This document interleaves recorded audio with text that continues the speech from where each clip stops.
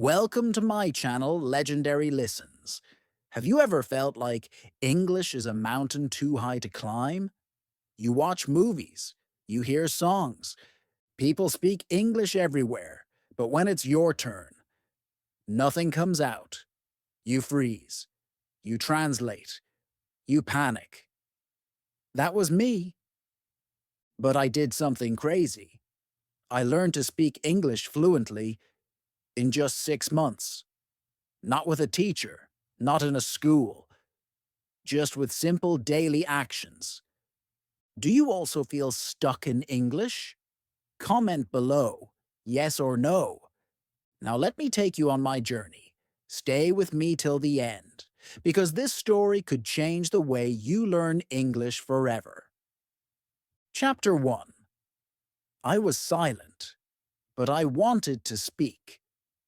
I remember sitting in the classroom. Everyone around me was reading. The teacher asked a question. Someone answered in English. The class smiled. I stayed quiet. I looked at the floor.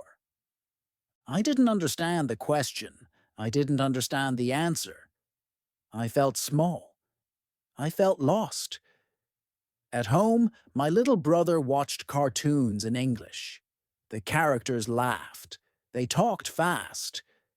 I didn't get the jokes. I didn't laugh. I just sat there, watching their mouths move. It felt like they were speaking a secret language, a language I couldn't understand, a world I couldn't enter. At school, I dreaded English class. I hated when the teacher called my name. I hated standing up. I hated trying to say something and failing. My hands would sweat. My heart would beat fast. I wanted to disappear. I didn't want to look stupid. I didn't want them to laugh. But I wanted to speak. I wanted to understand. I wanted to say what was in my heart. I wanted to tell my story. I wanted to feel brave. But I was silent, too scared, too unsure, too broken. I remember one moment clearly. It was a reading day. The teacher asked each of us to read one line. My turn came. I stood up.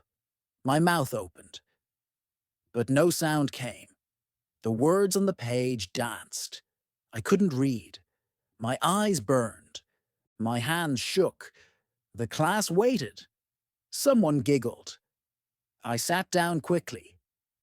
That day, I went home and cried. But after the tears, something changed. A small voice inside me whispered, "You can try. You can learn." It wasn't loud. It wasn't strong. But it was there. I listened to that voice. I told myself, I don't want to stay silent forever. I want to speak. That night, I made a promise to myself. A very simple promise. Every day, I will learn something. One small thing, a word, a sentence, anything. I didn't know how. I didn't know where to begin. But I knew one thing. I was ready to try. I looked around my room. I picked up a notebook. I opened it. I wrote the alphabet, A, B, C. I said each letter out loud, slowly, carefully. For the first time, it didn't feel like school. It felt like mine, my journey, my way. I started with one letter each day. I drew pictures. I wrote the letters again and again. I felt proud. I felt strong. It was a small step, but it felt big. The fear didn't leave right away, but the hope started to grow. I stuck notes on my wall. Apple, ball, cat. I said these words when I woke up. I said them when I brushed my teeth. I said them when I looked in the mirror. I was still scared, but I was moving. Each morning I added a new word. I practiced with my little brother. We played games. I laughed for the first time while learning English. It didn't feel like pressure. It felt like play. In school, I still stayed quiet, but I listened more. I picked up small words. Good morning. How are you? I started whispering them to myself. Not loud, just enough for me to hear. I was training my mind. I was changing the way I saw English. I also changed the way I thought about mistakes. Before, I feared them. Now, I saw them as friends.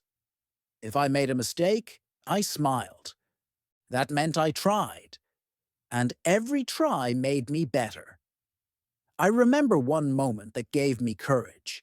I said thank you to my teacher.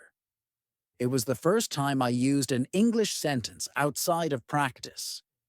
She smiled. Good job, she said. My heart jumped. That small praise meant the world to me. I started to believe. Maybe I can do this. Maybe I can speak. The fear was still there. But now it stood beside hope. They both walked with me. And I kept walking. I kept learning new words every day. I read signs on the street. I watched cartoons with subtitles. I listened to songs in English, even if I didn't understand every word. My ears got used to the sound. My mind got used to the rhythm. My heart started to believe. People around me didn't know what I was doing, but I knew. I was building something, slowly, patiently, quietly. I was building my English.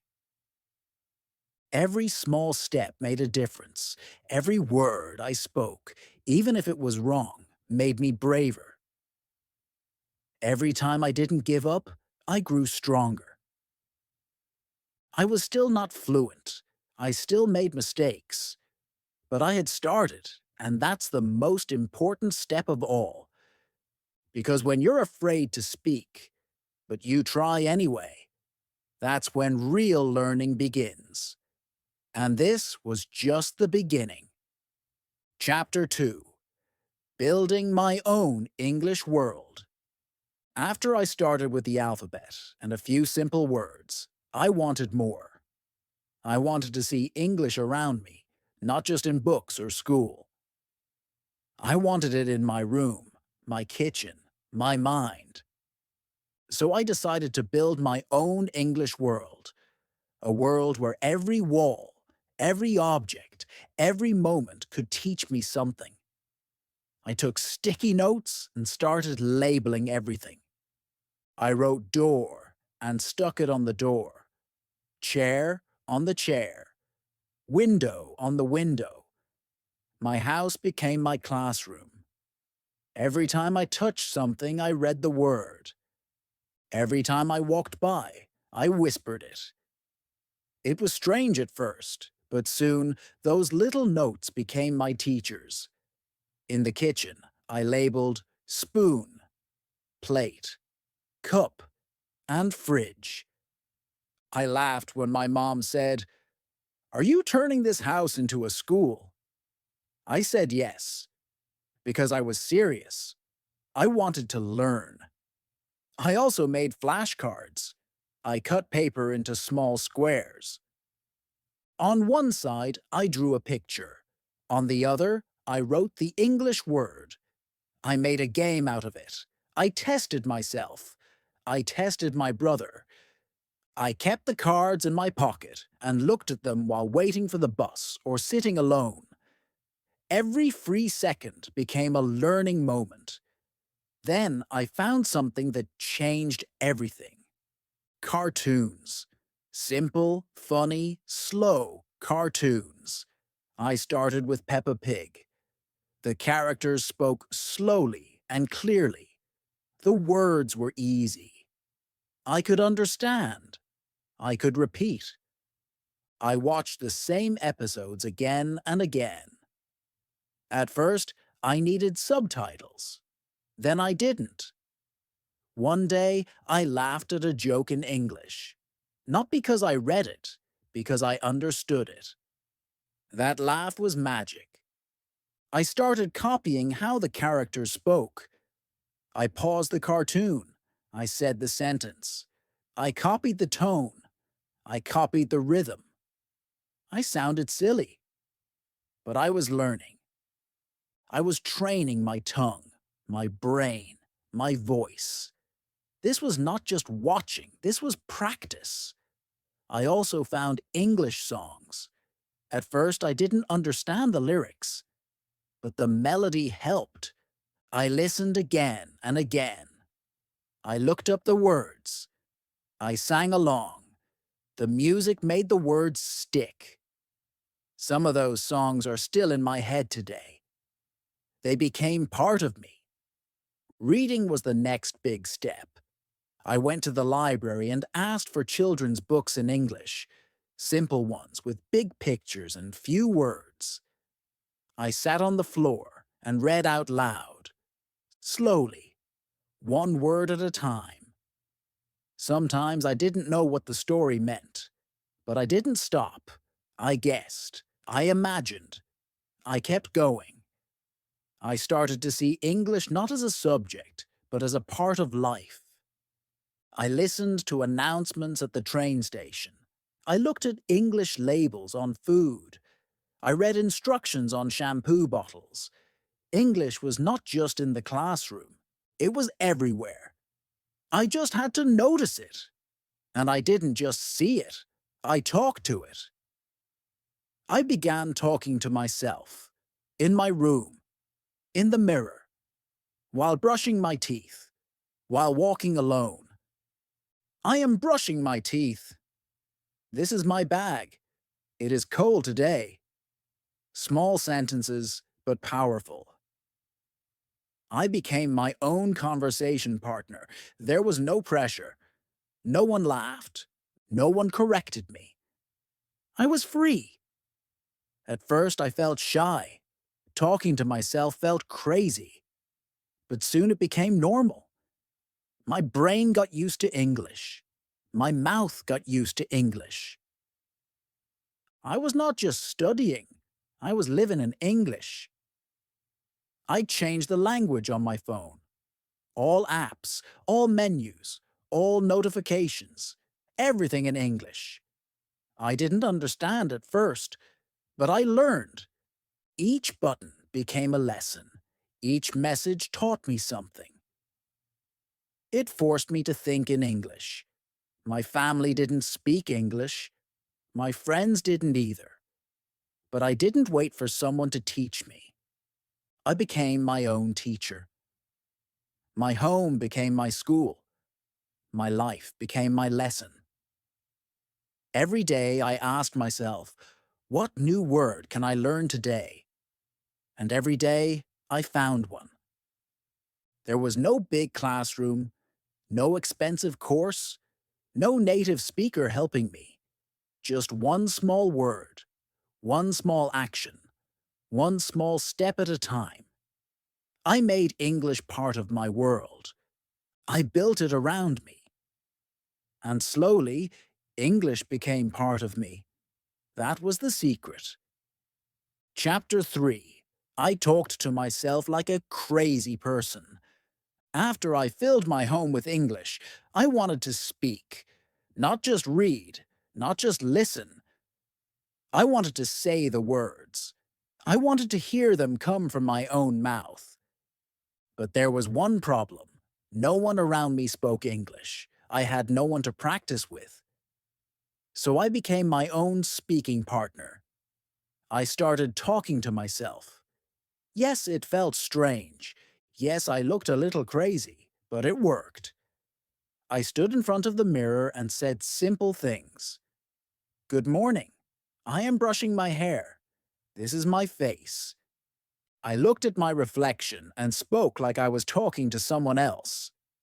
I practiced smiling while saying hello. I practiced asking questions. I made fake conversations. I said both parts. One voice was me. The other voice was also me. At first, I laughed at myself. I made silly mistakes. I said things in the wrong order. I forgot words. But I didn't stop. I kept going. I talked to myself in the morning. I talked while making tea. I talked while walking to school. I talked before sleeping. I turned every quiet moment into speaking practice. No one heard me. No one corrected me. But that was okay, because something amazing started to happen. My mouth got faster. My tongue moved smoother. My mind started thinking in English. One day, while walking alone, I said out loud, "Today is a beautiful day." I didn't plan it. I didn't translate it. It just came out. And it felt easy, natural. I smiled. That was the moment I knew English was starting to live inside me. I made up stories in English, simple ones. I pretended I was a tourist in my city. I said things like, "Excuse me, where is the market?" Then I answered myself, "Go straight and turn left." I imagined I was buying food. "How much is this apple?" "It's $2. I did it again and again. These small fake conversations were powerful. They prepared me for real life. They trained my brain to think fast. They helped me stay calm when I finally spoke to real people. I also copied lines from cartoons and videos. I paused the video. I repeated the sentence. I copied the tone, the voice, the emotion.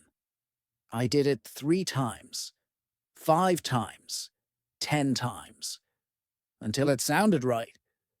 I was not just repeating words. I was practicing life. I remember one special day. I watched a video where a girl said, "I believe in myself." I paused it. I looked in the mirror. I said it too. I believe in myself. At first, I didn't believe it. But after saying it 5 times, 10 times, something changed. I felt strong. I felt brave. Those words were not just English. They were a message to my heart. I started recording my voice. I used my phone. I read a short text or made up a story. Then I listened to my recording. At first, I hated my voice. I sounded strange. My accent was strong. I said many things wrong. But I listened again. I tried again. I improved every day. Soon I could hear my own mistakes, and I could fix them. I became my own teacher, and also my own student. Talking to myself helped me learn without fear. There was no classroom, no pressure, no embarrassment, just me and my dream. When I felt nervous about speaking in front of others, I remembered all the practice I had done alone. In the mirror, in the street, in my room. I told myself, "You've already said this 100 times. You can say it again." And when I finally spoke to real people, it didn't feel like the first time. It felt like the 100th, because I had practiced, not in silence, but out loud, with my voice, with emotion. Speaking to myself was my secret weapon. It was free. It was simple. It was powerful. It changed everything. If you're afraid to speak English, talk to yourself. Right now, say something, anything. Your voice is the first step. Your voice will guide you.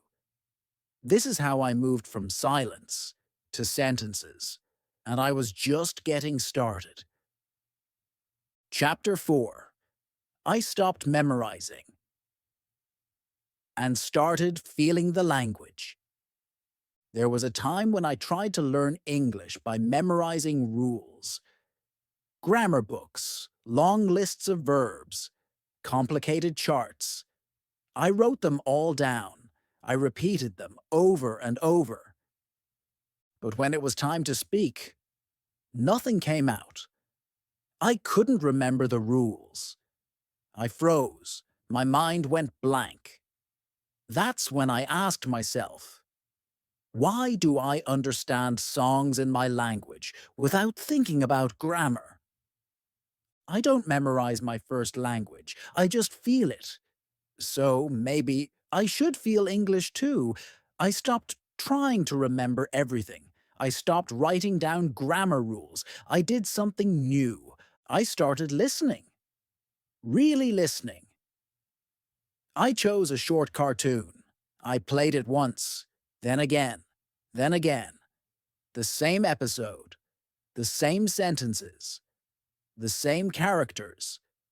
I didn't try to understand every word. I just let the sound enter my ears. I watched how the characters moved. I followed their expressions. I guessed what they were saying. I felt the meaning, even if I didn't know the exact words. Then I added subtitles. English subtitles. Not my language. I paused the video after each sentence. I repeated it out loud. I copied their voice. I copied their feeling. I said it like them. One day, I heard the sentence, I don't like broccoli. I paused. I said it slowly. I don't like broccoli. Then I laughed. I said it with emotion. I don't like broccoli. It felt fun. It felt real. That's when I understood something big. English is not just words. It is feeling. It is rhythm. It is music. It is movement. If you feel it, you remember it. If you just memorize it, you forget. I started doing this every day. I watched the same cartoons, the same short videos, the same scenes again and again. I wasn't bored, because I was learning something new each time. A new sound, a new word, a new expression. I also started reading short stories, not grammar books, just simple stories for kids. I read slowly. I didn't stop to look up every word. I guessed. I imagined. I tried to feel the story. I started to enjoy the reading. I even smiled when something funny happened. That's how I knew it was working. I remember a story called The Red Apple. It had only 10 sentences, but I read it 5 times. I read it out loud. I felt the words in my mouth. And after 5 times, I could tell the whole story without looking at the page. That story became a part of me. That's what I want to share with you now. Don't try to learn everything. Don't try to understand everything. Start by feeling the language. Let it enter your heart, not just your brain. I also found small English podcasts, just 5 minutes long. I listened to them while walking. I listened while cooking. I didn't sit with a pen. I didn't write notes. I just listened, again and again. The same podcast. And slowly, I started to understand more. Then I heard the same phrases in other places. On YouTube, in books, in movies. And because I had heard them before, I recognized them. That's how English started living inside me.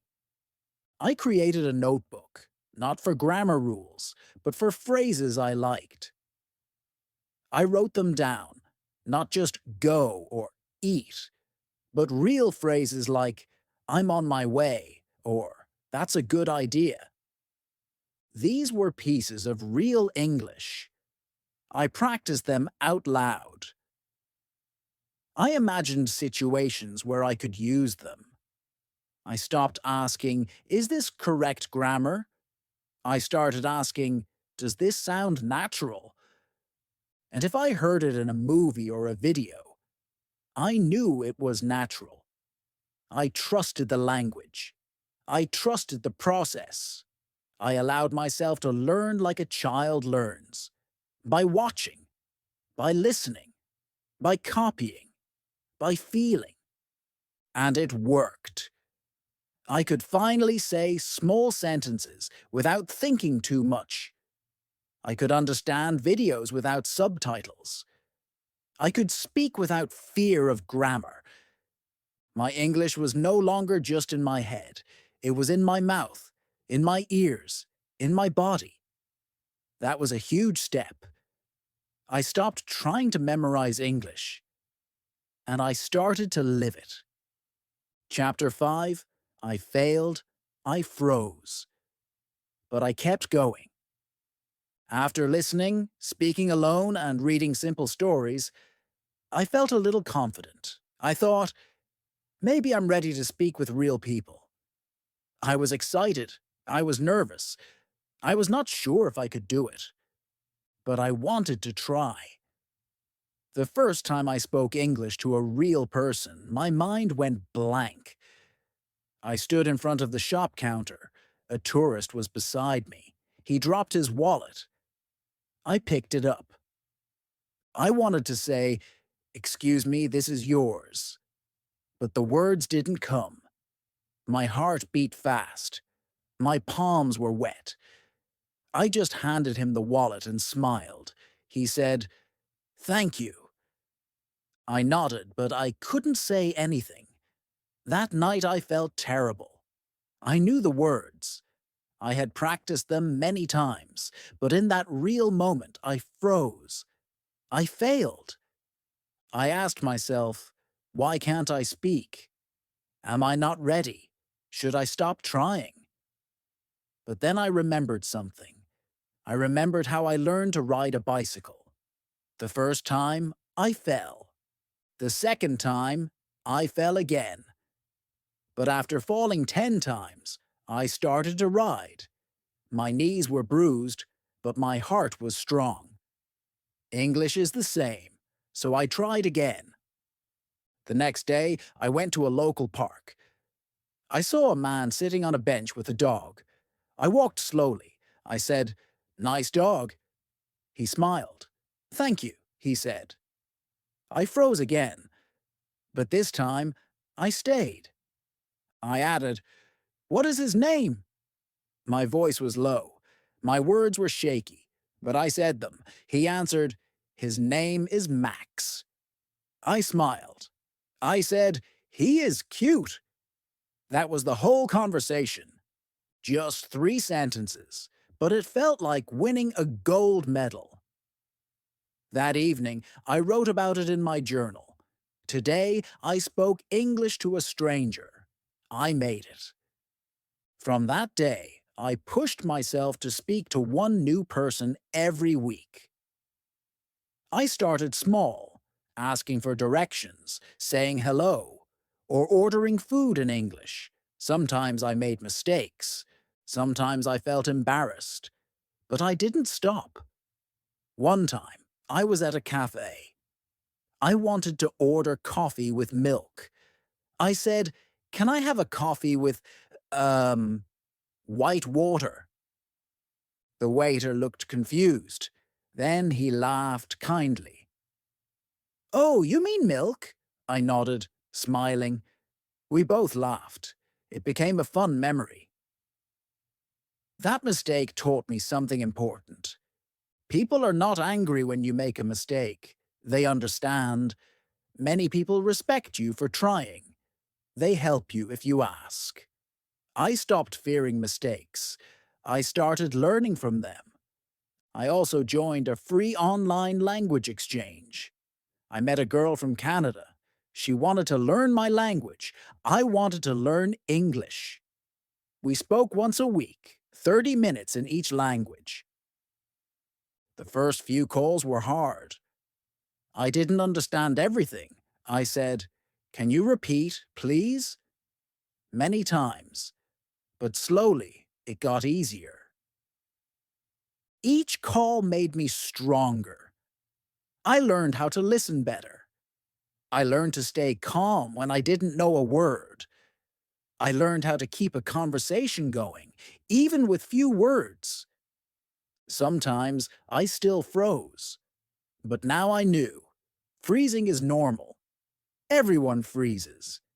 Even native speakers forget words. The difference is, they keep talking. They don't give up. And now, I didn't give up either. Every time I failed, I asked myself, what did I learn from this? That question changed my whole journey. I also gave myself small challenges. One day I said, today I will say hello to 3 strangers. Another day, today I will ask for help in English. These challenges scared me, but they also made me grow. I started to enjoy the process. I enjoyed the laughs, the mistakes, the little wins. Each day was a small step, but together, those steps were turning into a real path. One day, I met an American man at the train station. He asked, "Do you know which way is the city center?" And without thinking, I said, "Yes. Go straight, then turn right. It's near the big mosque." He thanked me. I smiled. Then I realized I had spoken clearly. I didn't freeze. I didn't feel afraid. I felt normal. That was a big moment. I was no longer scared. I was no longer stuck. I was finally speaking English in real life. And that moment proved something very important. You don't become fluent by never failing. You become fluent by failing and continuing. Chapter 6. My English became my identity. 6 months had passed, but it didn't feel like 6 months. It felt like a lifetime. I looked back at who I was before. I remembered the fear, the silence, the confusion. And then I looked at myself now. I was speaking. I was writing. I was thinking in English. It didn't happen in one day. It happened step by step. One word, one sentence, one mistake, one lesson. I didn't just learn English. I became someone new. English was no longer a subject in school. It was a part of my day, my voice, my world. I woke up in the morning and thought in English. I looked at the sky and said, "It's a sunny day." I made tea and whispered, "Let's start the day strong." I was not just practicing. I was living it. I still made mistakes. I still forgot words. But now I laughed when I made a mistake. I didn't feel bad. I knew it was part of the journey. I started helping others. I joined an English group online. People asked questions and I answered them. I shared tips.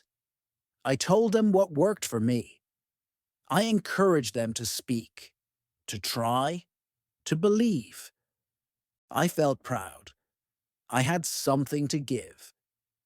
Then something happened I'll never forget.